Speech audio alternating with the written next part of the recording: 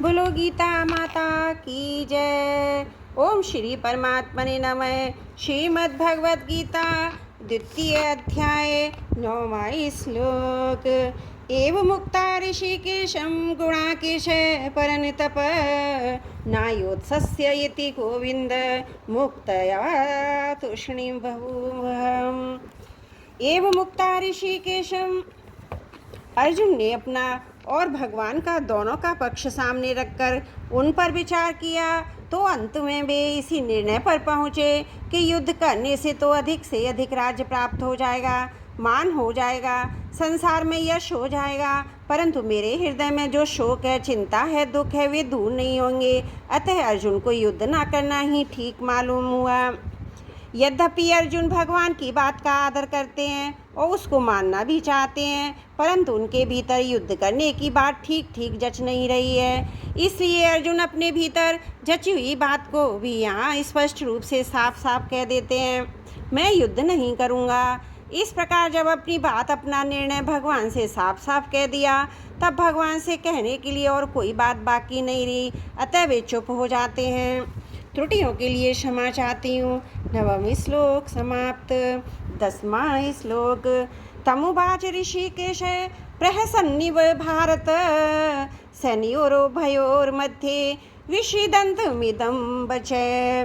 तमुवाच ऋषिकेश विषीदन्तमिदं वचः। अर्जुन ने बड़ी शूरवीरता उत्साहपूर्वक योद्धाओं को देखने के लिए भगवान से दोनों सेनाओं के बीच में रथ खड़ा करने के लिए कहा था। अब वहीं पर उन्होंने दोनों सेनाओं के बीच में अर्जुन विषादमग्न हो गए। वास्तव में होना ये चाहिए था कि वे जिस उद्देश्य से आए थे उस उद्देश्य के अनुसार युद्ध के लिए खड़े हो जाते, परंतु उस उद्देश्य को छोड़कर अर्जुन चिंता शोक में बस गए। अतः अब दोनों सेनाओं के बीच में ही भगवान शोकमग्न अर्जुन को उपदेश आरंभ करते हैं। प्रहसन्निव, विशेषता से हंसती हुई तरह। तात्पर्य कि अर्जुन के भाव बदलने को देखकर, अर्थात पहले जो युद्ध करने का भाव था वह अब विषाद में बदल गया। इसको देखकर भगवान को हंसी आ गई। दूसरी बात, अर्जुन ने पहले कहा, मेरे आपके शरण में हूँ, मेरे को शिक्षा दीजिए, अर्थात मैं युद्ध करूँ या ना करूँ, मेरे को क्या करना चाहिए, इसकी शिक्षा दीजिए। परंतु यहाँ मेरे कहे बिना अपनी तरफ से ही निश्चय कर लिया, मैं युद्ध नहीं करूँगा। ये देखकर भगवान को हंसी आ गई। कारण के शरणागत होने पर क्या करूं, क्या नहीं करूं आदि कुछ भी सोचने का अधिकार नहीं रहता। उसको तो इतना ही अधिकार रहता है कि शरण ने जो काम कहता है वही काम करे। अर्जुन भगवान के शरण होने के बाद मैं युद्ध नहीं करूंगा ऐसा कहकर एक तरफ से शरणागत होने से हट गए। इस बात को लेकर भगवान को हंसी आ गई।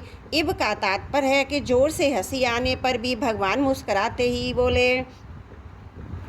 जब अर्जुन ने यह कह दिया कि मैं युद्ध नहीं करूंगा, तब भगवान को यही कह देना चाहिए था कि जैसी तेरी मर्जी वैसा कर, यथेक्षसी तथा कुरु। भगवान ने यही समझा। मनुष्य जब चिंता शोक से विकल हो जाता है तब वह अपने कर्तव्य का निर्णय न कर सकने के कारण कभी कुछ बोल उठता है। ये दशा अर्जुन की हो रही है। अतः भगवान के हृदय में अर्जुन के प्रति अत्यधिक स्नेह होने के कारण कृपालुता उमड़ पड़ी।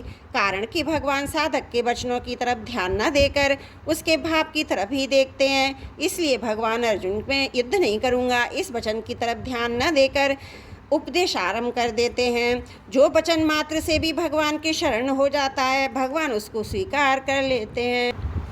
भगवान के हृदय में प्राणियों के प्रति कितनी दयालुता है। ऋषि के स कहने का तात्पर्य भगवान अंतर्यामी हैं, अर्थात प्राणियों के भीतरी भावों को जानने वाले हैं। भगवान अर्जुन के भीतरी भावों को जानने के अभी तो कौटुंबिक मोह के वेग के कारण, राज्य मिलने से अपना शोक मिटता ना देखने के कारण ये कह रहा है मैं युद्ध नहीं करूँगा।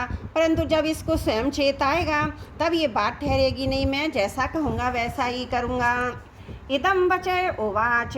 पदों से केवल उवाच कहने से ही काम चल सकता था, क्योंकि उवाच के अंतर्गत ही बच पद का अर्थ आ जाता है। अतः बच पद देना पुनरुक्ति दोष दिखता है, परंतु वास्तव में ये पुनरुक्ति दोष नहीं, प्रत्युत इसमें एक विशेष भाव भरा हुआ है। अभी आपके श्लोक से भगवान जिस रहस्यमय ज्ञान को प्रकट करके उसे सरलता से सुबोध भाषा में समझाते हुए बोलेंगे, उसकी तरफ लक्ष्य करने के लिए वहाँ वचपद किया गया है।